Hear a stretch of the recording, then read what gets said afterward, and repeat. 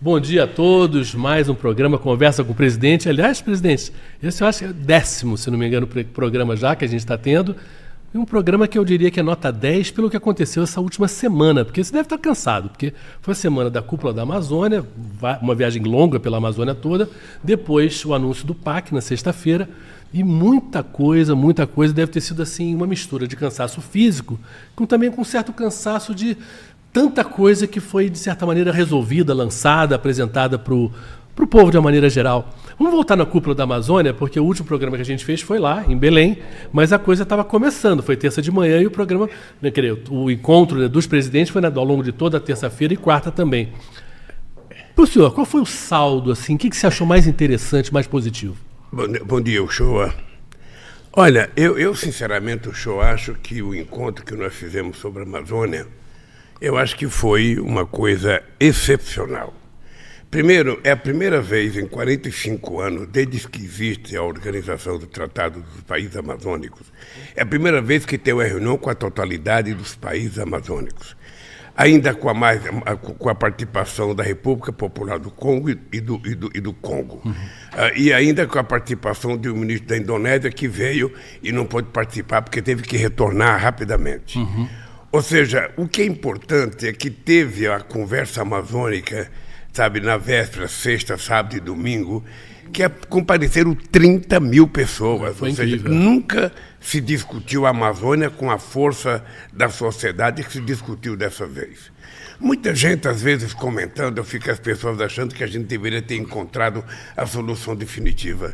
Não é fácil encontrar a solução definitiva, porque demanda muito trabalho, muitos anos de trabalho, e porque esse encontro ele teve como condição e como pretexto a gente preparar os países que são amazônicos para a gente levar uma proposta sobre floresta para os Emirados Árabes no encontro na COP28, que vai se dar em dezembro nos Emirados Árabes.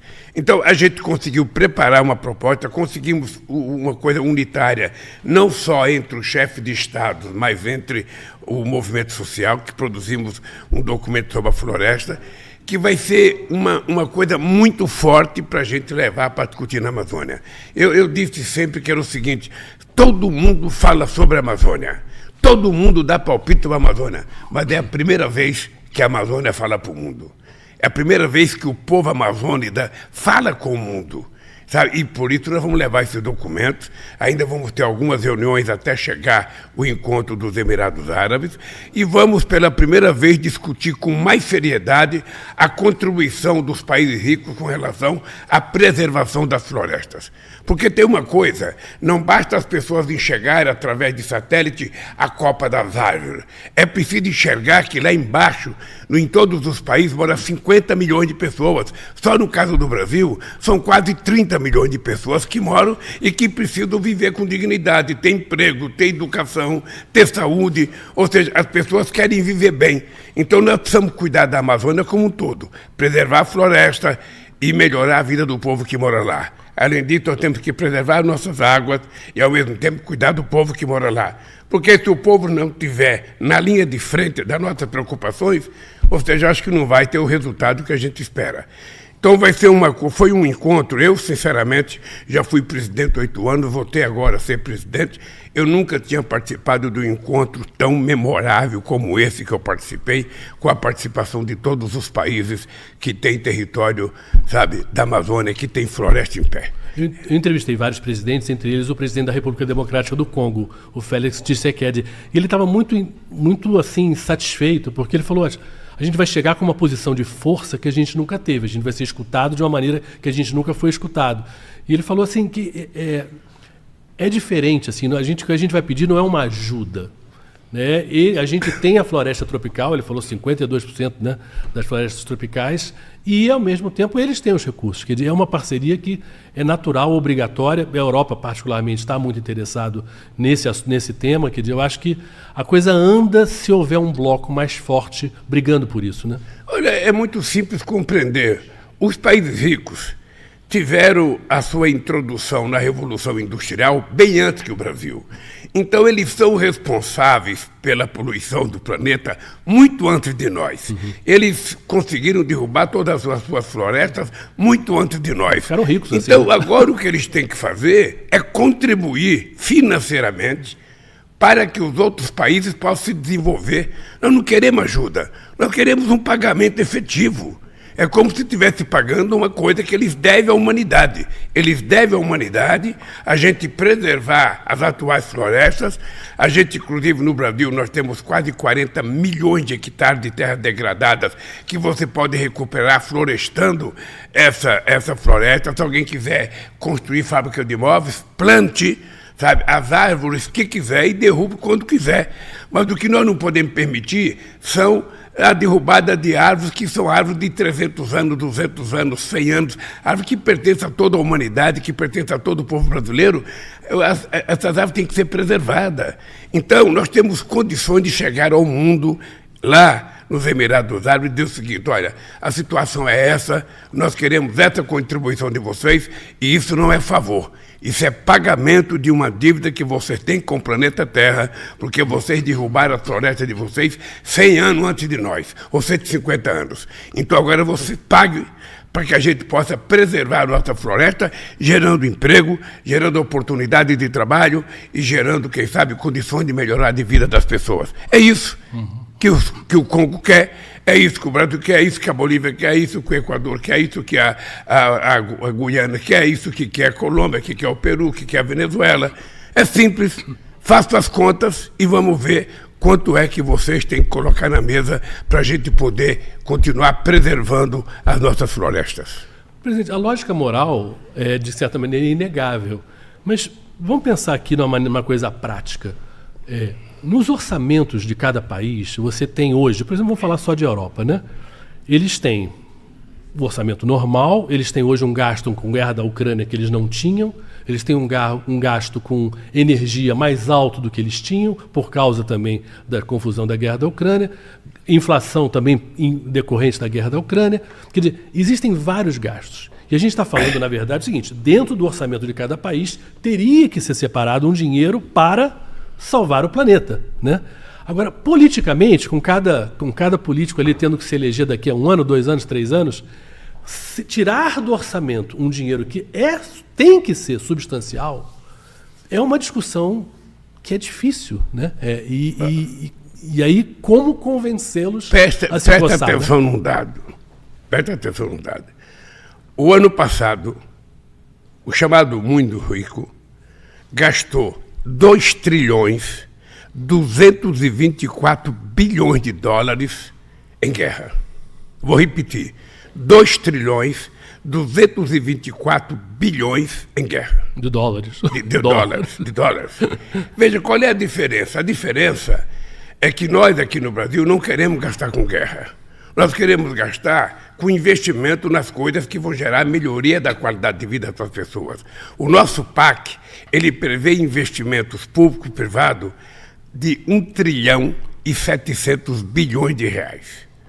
Bem aquilo que eles gastaram com a guerra. Sim, mas só em energia, só na transição energética, nós vamos gastar o equivalente a 540 bilhões de reais. Investimento para produzir eólica, para produzir solar, para produzir biomassa, para produzir biodiesel, para produzir etanol, para produzir coisas que possam significar que a gente vai ter uma indústria verde. O que é uma indústria verde? É uma indústria que é tocada a energia elétrica, que não depende de petróleo, que não depende de carvão, que não depende de coisa poluente, que depende de coisa limpa. Esse é o valor que a gente quer levar para discutir com eles. Ou seja, nós estamos investindo muito na perspectiva de construir esse país aqui, o chamado país verde. Um país que tem quase que 90% da sua energia limpa. Só para você ter ideia, hoje, no quadro de hoje, a gente tem 87% da nossa energia elétrica limpa. O mundo tem 27%. Quando coloca todo o combustível, inclusive gasolina e tudo, o Brasil tem 50% de energia limpa e eles têm 15% só. Então o Brasil tem autoridade moral para discutir com essa gente em pé de igualdade e dizer o seguinte: olha, nós não estamos precisando de favor. Nós estamos precisando que vocês tenham uma nova visão sobre a contribuição que vocês têm que fazer como pagamento daquilo que vocês já fizeram ao planeta. Porque também a República Popular do Congo, e o Congo, a Indonésia, o Brasil, a Venezuela, todos os países têm o direito de se desenvolver. Todos nós queremos ter um padrão de vida do povo alemão. Claro. Todos nós queremos ter um padrão de vida do povo francês. Todos nós queremos ter um padrão de vida do povo sueco. Olha, mas nós não temos porque nós não crescemos economicamente e quando se cresceu nesse país, a gente não distribuiu corretamente. Só veio distribuir corretamente quando nós tomamos a presidência em 2003, que nós conseguimos tirar 36 milhões da miséria absoluta e levar 40 milhões de pessoas a um padrão de classe média baixa, a um padrão de consumo de classe média. Mas tudo isso acabou. Depois do golpe na Dilma e depois dos 4 anos do ex-presidente da República, tudo isso acabou. Então, nós tivemos que demorar 6 meses para recompor todas as nossas políticas de inclusão social, todas elas, e agora nós anunciamos o que vai acontecer nos próximos anos. Nos próximos anos é mãos à obra, é trabalho, porque nós queremos cumprir as metas que nós estabelecemos no PAC. Nós queremos investimento do governo, do Orçamento Geral da União, nós queremos investimento de financiamento dos bancos públicos brasileiros, nós queremos construir PPP para que os empresários possam participar ativamente, sabe, da reconstrução desse país. Nós queremos fazer as rodovias, as ferrovias, que precisamos ser feito nesse país, que precisa ser feito, sabe, e vai precisar de muito dinheiro. Então, o que nós queremos é baixar o custo do Brasil, melhorando as condições de infraestrutura para todo o território nacional. Por isso que nós começamos a fazer uma coisa que é nova. Enquanto o governo anterior brigava com o governador, nós convidamos todos os governadores do Brasil, os 27, a apresentarem proposta. Todos apresentaram proposta. Nos primeiros dias aqui em Brasília, não foi aquela reunião? Todos apresentaram proposta, sabe, apresentaram mais que 3 que eu tinha pedido, nós selecionamos algumas, fomos conversar com todo mundo, e agora o companheiro Rui Costa, como chefe da Casa Civil, vai viajar o Brasil, apresentando o PAC em cada estado e discutindo com as pessoas do estado o PAC, inclusive com os governadores. Se algum governador não quiser discutir, paciência, nós vamos discutir com o povo, porque é muita coisa que nós estamos colocando de investimento para os próximos 4 anos. O PAC, e aí vamos pular então, porque foi sexta-feira no Teatro Municipal, vários ministros falaram, foi uma apresentação. O que... Claro que essa preparação vem desde lá de trás, essa ideia vem desde lá de trás, essa reunião com os governadores aqui em Brasília. E ao longo desses meses aí, essa construção toda tinha, obviamente, muito a ver com dinheiro, né, querido? Tem verba para isso? Não tem? De onde você vai tirar? O Mercadante falou um pouco disso, do papel dos bancos públicos. Foi do tamanho que o senhor queria? Foi mais do que o senhor imaginava?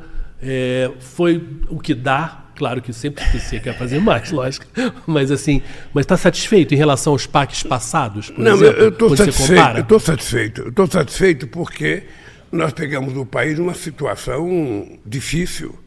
Você está lembrado que para a gente começar a governar, precisou aprovar uma PEC no Congresso Nacional, 2 meses antes de eu tomar posse, para que a gente pudesse ter dinheiro para governar. Mas eu vou dar um exemplo das coisas como acontece. No governo passado, em 4 anos, eles investiram 21 bilhões de reais em infraestrutura, em 4 anos. 5 por ano. Tá? Nós, apenas esse ano, estamos investindo 23 bilhões. Significa que em 1 ano a gente está investindo o que eles investiram em 4 anos. Tá? E isso, para mim, é pouco, porque eu gostaria de ter mais, eu gostaria que tivesse mais orçamento, eu gostaria que tivesse mais recursos para a gente fazer mais investimento. O que é importante saber, Uchoa, é que essas obras que a gente anunciou, umas estão prontas para começar, uma já tem licenciamento, uma já tem, sabe, está tudo pronto, já tem dinheiro. Outras, na outra, nós precisamos construir o projeto, construir licenciamento ambiental e começar a fazer. Então, é por isso que nós fizemos até 2026. A gente tem por exemplo, a possibilidade de gastar 1 bilhão e 400 milhões até 2026 e 300 bilhões de obras que vão ultrapassar 2026. O que é importante é que as obras que estão começadas não podem parar. Nós encontramos 14 mil obras paradas. Você sabe o que é 14 mil obras paradas? Nós estamos retomando todas elas para que a gente possa tirar o Brasil da fotografia de um canteiro de obras paradas para um país com uma fotografia de obras funcionando, trabalhadores trabalhando, ganhando salário. E por isso, a partir de agora, eu vou começar a viajar para visitar esses locais em que tem muitos trabalhadores trabalhando, para mostrar que nós viemos para fazer a economia voltar a crescer, viemos para distribuir riqueza. Portanto, o povo tem que participar do crescimento do PIB e viemos para melhorar as condições de vida do povo. É tudo isso, show, aqui está, sabe, embutido dentro desse PAC. É programa de água para todos, é programa de recuperação de leitos de rios, é recuperação de nascentes de rio. Ou seja, nós vamos tentar fazer o que já deveria ter sido feito há 50 anos atrás e não foi feito. Então, a gente vai tentar recuperar esse país. Por exemplo, recuperar as matas ciliares do São Francisco e recuperar os afluentes do São Francisco é uma coisa tão importante quanto a própria transposição do São Francisco. Porque o São Francisco tem muitos afluentes que já morreram. Sim. Nós vamos tentar, num processo de recuperação, ver se a gente recupera esses afluentes. Aí nós temos que reaviver a floresta, nós vamos ter que plantar outra vez um monte de coisa e fazer uma grande política de florestamento nesse país, onde é possível fazer. Isso gera emprego, isso vai ajudar o pequeno e médio produtor rural a fazer mudas para que a gente possa reflorestar esse país onde for possível reflorestar. Ou seja, quando nós anunciamos até 2030 desmatamento zero, não é uma obra de ficção, é uma perseguição que nós vamos fazer. E aí, nós vamos ter que conversar com todos os prefeitos que estão na floresta amazônica, todos os prefeitos, porque nós não queremos ficar brigando com o prefeito. O que nós queremos é que eles sejam parceiros para que a gente possa tê-los como aliado no combate às queimadas, no combate ao desmatamento. O prefeito está próximo do terreno, o prefeito sabe que é o dono da fazenda, o prefeito sabe que é a pessoa que está tocando fogo. Então nós queremos ter os prefeitos como aliados, por isso nós vamos conversar com todo mundo, porque nós queremos entregar a Amazônia com desmatamento zero. Uma das coisas legais do PAC foi ver no discurso do Haddad, né, uma coisa que não se vê muito no mundo, que é a parte da economia conversando com o parceiro da parte do meio ambiente. Eu acho que isso talvez seja o mais novo, né, em termos do que vocês querem fazer agora no Brasil, é que ande junto, né? Meio ambiente o tempo todo com economia. Onde antes se via economia como uma coisa, o meio ambiente atrapalha a economia. E aqui é o contrário. Né? Eu acho que o que foi importante na fala do Haddad é que pela primeira vez a questão da transição ecológica foi tratada como uma questão de investimento, como uma questão de possibilidade de crescimento do país, como uma coisa capaz de trazer recursos do exterior para fazer investimento no Brasil. Não foi um discurso de que via a transição ecológica, a transição climática, a transição energética como gasto. Sim. Ou seja, o Haddad mostrou para nós que é possível, através de uma transição ecológica forte, de uma transição energética e climática muito forte, a gente pode trazer dinheiro de fora para investimento aqui no Brasil, e essa é a vontade de muita gente, tanto na CELAC, quando eu participei, dos países europeus, quanto países como a Arábia Saudita, como os Emirados Árabes, querem fazer a mesma coisa. Eu espero que os Estados Unidos também esteja embutido nessa ideia de que ele pode fazer investimentos aqui para que a transição energética brasileira seja real, e de outros países, não apenas para o Brasil, porque é preciso que todos cresçam juntos, é preciso que todos recebam os recursos necessários para que a gente possa cuidar da nossa floresta. Não adianta o Brasil cuidar da dele e o outro país deixar destruir. Sabe? É preciso que todo mundo cuide junto. É por isso que o encontro foi excepcional. Foi um encontro histórico. Não sei se toda a imprensa brasileira compreendeu a importância desse encontro, mas foi um encontro extraordinário. onde todo mundo estava totalmente despojado, dedicando tudo o que tem para a preservação da floresta, cada um com a sua tese, cada um com a sua tese. Claro, e a normal. gente não quer que cada presidente abra mão daquilo que é a sua convicção, daquilo que ele acredita. Não. Coloca na mesa e vamos debater, e dentro das divergências a gente vai construindo aquilo que é possível fazer, aquilo que dá para cada um fazer. Por isso eu acho que o encontro é histórico e esse encontro vai render daqui para frente, porque quando chegar nos Emirados Árabes, no final do ano, a gente vai ter pela primeira vez todos os países com florestas pensando a mesma coisa e exigindo a mesma coisa. Vai ter muito forte o encontro. Mas ao mesmo tempo, antes de a gente chegar em COP Dubai, que começa acho que 30 de novembro, vai até dia 10, eu acho que de dezembro, a gente tem BRICS e tem G20. E depois se houver a ONU também. São reuniões muito grandes também e muito importantes com, digamos assim, briga de cachorro grande. Né? Estamos falando aí dos países mais ricos do mundo e muito relevantes politicamente. Onde é que o senhor vê mais aliados e onde o senhor vê mais quem você tem que convencer? Vamos falar de BRICS, por exemplo. Pequim, agora, ficaram 5 dias de dilúvio em Pequim. Eu não sei qual é a posição do Xi Jinping em relação ao meio ambiente, eu acho que ele já está meio atento a isso, mas eu acho que ele talvez tenha acordado pela chuva que caiu da cabeça dele. Aí você pega o Putin, você pega o Modi lá da Índia, o Ramaphosa lá da África do Sul. Você acha que também são líderes sensíveis ao tema? Eu acho que todo mundo está sensível. É porque tem uma coisa real que ultrapassa as convicções pessoais de cada presidente. Ou seja, a verdade nua e crua, é que mudou o planeta. Está chovendo demais onde não chovia e está fazendo seca demais onde chovia muito. Ou seja, você tem furacão onde nunca teve. O Havaí está pegando fogo, quase 100 mortos no Havaí. Nos Estados Unidos, ontem à noite, eu fiquei sabendo, já tinha morrido 93 pessoas e tinha milhares de casas já perdidas. É o maior incêndio do século nos Estados Unidos.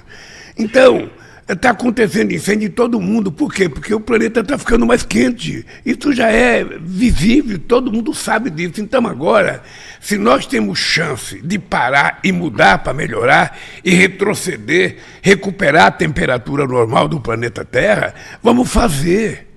Todo mundo está com essa consciência. Eu acho que o Xi Jinping está com essa consciência, acho que o presidente da Índia está com essa consciência, acho que o Biden está com essa consciência.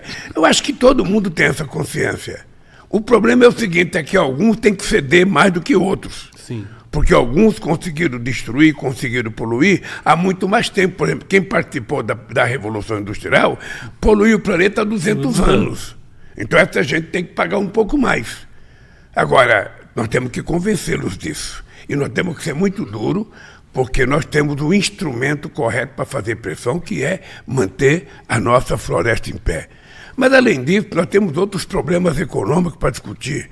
Por exemplo, nos BRICS, nós vamos discutir a questão da desigualdade, sabe? Nós temos que discutir a questão da paz.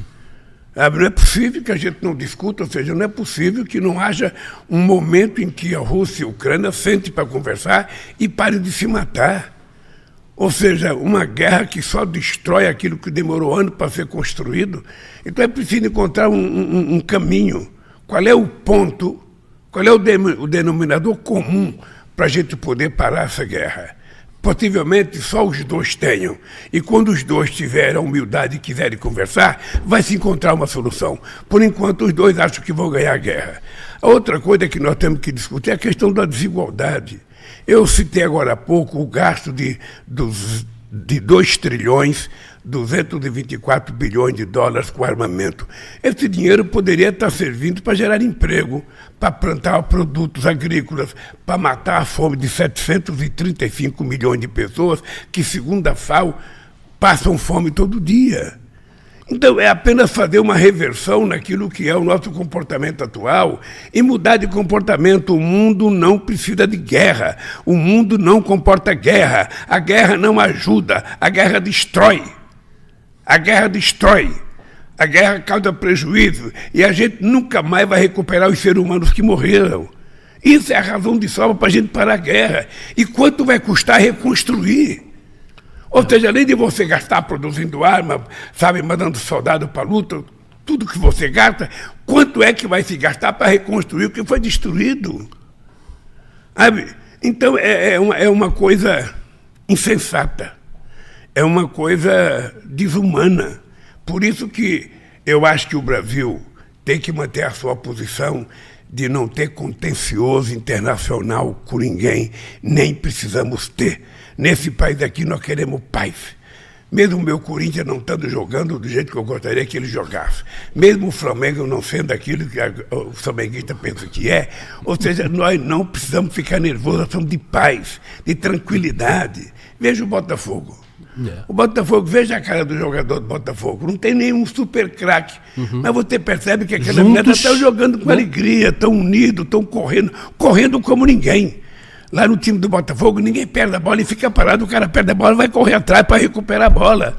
Nos outros times, o cara perde a bola e põe a mão na cintura. Então, o Brasil, na verdade, o Brasil é um país alegre. O Brasil tem um compromisso com o seu povo. Nós, os governantes, prefeito, governador do Estado, presidente da República, a única coisa que nós temos que fazer é fazer um esforço imenso para melhorar a vida desse povo. Sabe, fazer com que a mãe sinta a possibilidade de cuidar do seu filho, de dar comida para o seu filho, de levar seu filho para uma boa escola, de não ver uma criança de 5 anos morrer com uma bala perdida. Que bala perdida é essa? Alguém atirou para aquele lado, porque senão essa bala não se perdeu. Essa bala foi atirada para aquele lado para atingir alguém e pegou uma criança de 5 anos de idade. Aonde é que a gente vai parar com esse tipo de comportamento de violência? E muitas vezes é a própria polícia que atira. Ou seja, quando a gente fala assim, as pessoas pensam que a gente é contra a polícia. Não somos contra a polícia, não. Nós queremos policiais bem preparados, bem instruídos, sabe, com bastante inteligência. Agora, o que não pode é sair atirando a esmo, sem saber para onde atira, porque essa bala perdida é um pouco isso. Eu atirei em alguém e matei outra pessoa. Que brincadeira é essa? Então, esse país não precisa disso. Se tem um país que pode ter paz, somos nós. Sabe? Porque nós temos condições de sermos um país maior, melhor, e o povo viver com muito mais dignidade. Eu acredito nisso, trabalho para isso, e é por isso que eu queria, sabe, conversar. Eu vou agora para a posse do presidente do Uruguai, hoje à noite, do Paraguai, hoje à noite, eu vou na posse do companheiro, sabe, presidente do Paraguai. Depois eu vou para a África do Sul participar do G20, depois eu vou para a Índia participar, BRICS. Na África do Sul vou participar do BRICS, e na Índia vou participar do G20. Depois tem a Ouro, em que possivelmente o Biden e eu vamos lançar um outro programa de geração de emprego, e depois nós temos, sabe, já em fevereiro, uma reunião com os países africanos, a União Africana, que possivelmente eles vão me convidar para ir, que é uma reunião com 54 países. É muito importante o Brasil participar.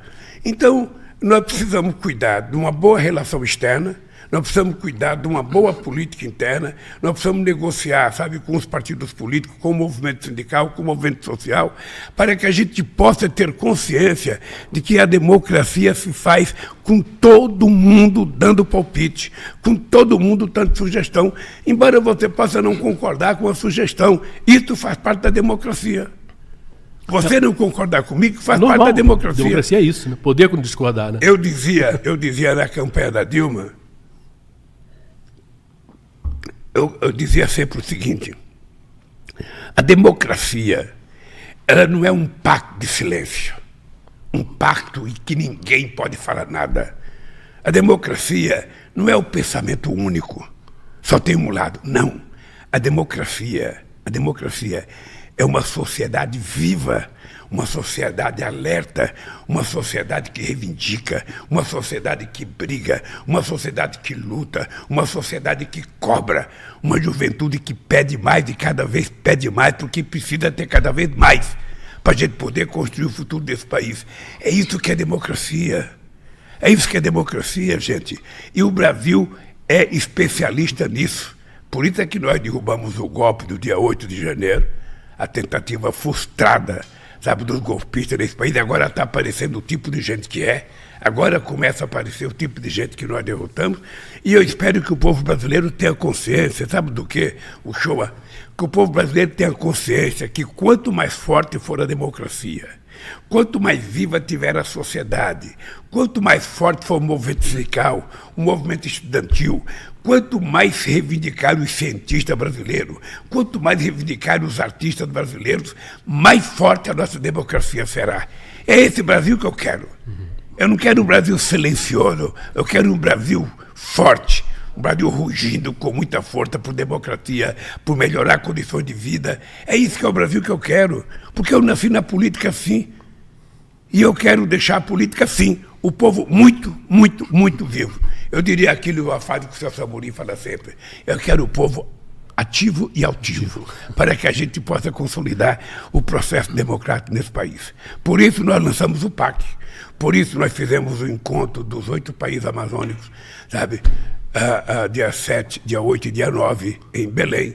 Por isso a COP de 2025 que vai ser em Belém, que vai ser o maior evento climático do planeta Terra, porque vai ser a primeira vez que o mundo vai adentrar na Amazônia. Gostou de adentrar? Gostei. Então vai adentrar na Amazônia. E tem espaço para isso. Aí as pessoas vão ver o que é a picada de um carapanã, sabe? As pessoas vão saber o que vive o povo amazônida. Então, cara, é isso que nós estamos construindo. Eu estou muito feliz com o lançamento do PAC. A exposição do companheiro Rui Costa foi impecável, ou seja, mostrou claramente a que viemos, o que queremos e o que vamos fazer nesse país. Presidente, uma última coisa. O senhor, na apresentação do PAC, teve um momento em que o senhor falou sobre essa coisa da paz na política, né? No momento o senhor falou da relação com Arthur Lira, da importância da harmonia, né, entre os poderes, ali da importância para o executivo do legislativo e do fato normal de ter opiniões diversas, mas ter que caminhar numa direção só, digamos assim, a gente ser um pouco mais Botafogo nessa hora. Todo mundo correndo junto, né? Deixa eu te contar uma coisa, Shoa. Eu sempre achei que a vaia e o aplauso fazem parte do mesmo dicionário. O povo pode gostar e aplaudir, o povo pode gostar, não gostar e vaiar. Acontece que ali era uma festa convocada pelo governo. Ninguém estava ali de graça, o governo convocou as pessoas. Se o governo convocou as pessoas, o governo espera que os convidados outros respeitem as pessoas que foram convidadas. Tá? As pessoas têm que compreender que política se faz assim. O ideal seria que você ganhasse as eleições com um partido sozinho, como o PMDB fez em 2006. O PMDB ganhou a maioria da Constituinte, a maioria dos governadores. O PMDB tinha 23 governadores, tinha 306 constituintes, e o companheiro Sarney teve muita dificuldade de governar com a maioria do PMDB. 86. Então, veja, o ideal seria que você tivesse assim, sabe, um partido único ganhasse tudo. Aí é fácil, né? Isso seria muito fácil. Outra coisa seria que um grupo de aliados ganhasse e tivesse maioria. Mas o dado concreto é que o PT tem 70 votos. A esquerda tem 136 votos. Para você aprovar alguma coisa, você vai ter que ter 257 votos. Significa que você precisa conversar. Você conversa com quem? Tem gente que fala, vai para a rua, vai para a rua. Vai para a rua fazer o quê? Você tem que conversar com quem tem voto. Você tem que conversar com quem tem voto. Quem é que vai votar? Quem é que vai, sabe, digitar o número lá? São os partidos políticos que ganharam. Lamentavelmente, e eu não sei se graças a Deus é assim, mas, lamentavelmente, o nosso partido não teve a maioria que a gente sonhava ter. Então você precisa conversar com outras forças políticas. E conversar com o Lira é uma obrigação minha, ele é presidente da Câmara. Os deputados não são obrigados, eu vou repetir, os deputados não são obrigados a acatar uma medida provisória que o governo manda, ou um projeto de lei, sem mudar nada.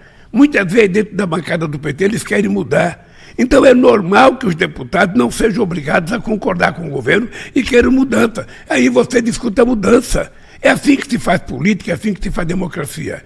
Então, eu disse naquele encontro lá, o Lira precisa menos de mim do que eu dele. O Lira não manda projeto para mim. O Lira não precisa pedir nada para mim. Eu é que tenho que mandar o projeto de lei que os ministros acham que é importante para a nossa governança e chega lá tem que ser aprovado. Então, nós é que temos que ter a iniciativa de conversar. O companheiro Padilha, que é o ministro responsável por isso, o companheiro Guimarães, o companheiro Jacques Wagner e o presidente da República. O Haddad tem conversado muito com o Congresso Nacional, tem conversado com o Pacheco, tem conversado com o Lira. E eu vou conversar com quem for necessário conversar. Eu tenho um objetivo. O meu objetivo é dia 31 de dezembro de 2026, que cada brasileiro esteja tomando café, almoçando e jantando, que a maioria desse povo esteja trabalhando, que as pessoas estejam estudando numa escola de qualidade, que a escola de tempo integral dê certo e seja um sucesso para evitar que uma criança seja vítima de uma bala perdida. É esse país que eu quero construir, mas não sou eu sozinho que vou construir, Uchoa. A sociedade tem que querer. Aquelas pessoas que têm um demôniozinho dentro, que estão radicalizando, xingando gente, ofendendo gente, desejando morte a pessoas, essas pessoas têm que ser banidas da política, sabe? Tem que ficar no ostracismo. Essas pessoas não são saudáveis da democracia. Eles têm que aprender, de forma civilizada, a conversar com pessoas que pensam diferente dele. As pessoas no elevador não falam mais bom dia um para o outro, cada um entra de cara fechada, achando que o elevador é seu. A pessoa sai na rua com um carro, já tem um carro na frente, já fica nervosa e fica azeda. A pessoa entra num restaurante, já tem um lugar sentado numa mesa, ele acha que aquela mesa era dele. Vamos parar com essa estupidez. Nós precisamos voltar a viver alegre e feliz. É preciso acabar com a briga da família. Eu sei de muitas famílias que o pai não conversa com o filho por causa de divergência, que a mãe não conversa com a nora. Vamos parar com essa ignorância e vamos conversar. Não leve política para a mesa onde você está comendo. Não leve política quando sair para conversar com um amigo, que você quer tomar uma cerveja, discutir bobagem. Não precisa discutir política, discuta outras coisas, discuta futebol, discuta o que você quiser. Não leve. Eu e o meu irmão Frechico tínhamos pensamento político diferente. A gente nunca discutiu política dentro de casa quando a gente via minha mãe. Sim. Não tinha política. Porque você não pode transformar o núcleo familiar, que é a parte primeira de uma sociedade, num espaço de guerra. Está cheio de primo que não conversa mais com primo. Está cheio de tio que não conversa com sobrinho. Que estupidez é essa? Que estupidez é essa? E a gente não era assim, né? Não era assim, o Brasil não era assim. O Brasil não era assim. Depois que apareceu alguém querendo armar o povo brasileiro, quem é que quer comprar arma? É o crime organizado e algumas pessoas que não querem fazer bem para ninguém. Eu não quero ter arma dedicada para fazer bem. Se eu tiver arma em casa, é para me livrar de alguém. Tem gente que gosta de sair armado, mostrando que é poderoso. Não. Não é verdade. Você é um covarde. Quem anda armado é um covarde. Tem medo. Se você não tiver medo e você for do bem, você não tem que andar armado. Sabe? Se alguém lhe ofender, sabe, não precisa lhe ofender. Quando um cachorro late para a gente não late para o cachorro. Sim, sabe? Então claro. é preciso apenas a gente reaprender a viver democraticamente de forma feliz, alegre. Eu não quero saber, sabe, de que time o cara é, de que igreja ele frequenta, qual é o pastor dele, qual é o padre dele. Eu não quero saber, isso é problema da pessoa. Eu quero saber que eu tenho que respeitar ele, mesmo pensando diferente, e ele me respeitar. É assim que tem que ser no Congresso Nacional, é assim que tem que ser entre os partidos políticos, é assim que tem que ser na sociedade como um todo. Como um todo. Ou seja, nós não podemos utilizar os meios de comunicação para transmitir ódio. Eu estou falando aqui com um grupo de pessoas, eu só posso pedir para vocês, quanto mais paz a gente tiver na rua, mais paz a gente tem dentro de casa. É isso que é importante. Porque essa violência na rua, muitas vezes ela reflete dentro de casa.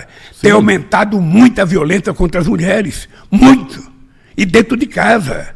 E tem aumentado muito o assédio de pessoas sem escrúpulo, sabe, que acham que pode ficar falando gracinha para as mulheres da rua. Então, pelo amor de Deus, nós temos que construir uma nova sociedade. E uma nova sociedade a gente constrói tendo um comportamento novo. Um comportamento respeitoso. Um comportamento educado, aí sim nós vamos ser um grande país. Uma última pergunta, presidente. Você está viajando hoje, né, para Paraguai, né, para a posse do presidente lá, o Santiago Peña, e é uma relação de vizinhança, né? Quer dizer, com os países, como o senhor fala, é uma relação institucional, independentemente de gostar de A ou B ou C, é é muito importante, é nosso vizinho, é Itaipu, é soja, é o país que tem mais brasileiro na América do Sul morando fora do Brasil, é no Paraguai. É uma viagem importante também, né? Olha, é importante porque, primeiro, é um novo presidente, é um jovem que tem, me parece, a cabeça muito inteligente, é um jovem que tem preocupação na relação com o Brasil. E o Paraguai, para nós, o Brasil tem que entender o Paraguai assim. O Brasil precisa crescer, mas os seus vizinhos precisam crescer. O Brasil precisa criar oportunidade para que os países vizinhos possam crescer. Quando nós resolvemos fazer uma linha de transmissão de Foz do Iguaçu, de Itaipu, para Assunção, de 500 megawatts, ou seja, por que nós fizemos essa ligação?